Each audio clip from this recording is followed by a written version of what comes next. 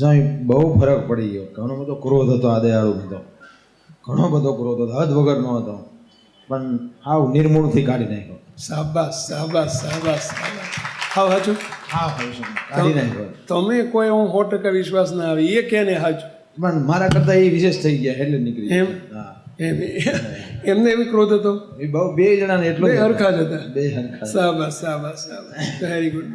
વિચાર એક જ હતો, ગુરુજીને રાજી જ કરવા. Very good very good very good.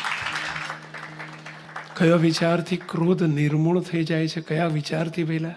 રાજીપાનો વિચાર. કોઈ રાજી કરે કે ના કરે, મારે રાજી તમને કરવા જ છે. ઘરમાં 4 સભ્યો હોય ને 3ને રાજીપાની ભૂખ નથી, તમારે છે? તો કે સ્વામી પણ એક હાથે તાળી કેવી રીતે પડે? અરે બીજો હાથ તૈયાર થઈ જશે, તમે તો એક વખત સંકલ્પ કરો.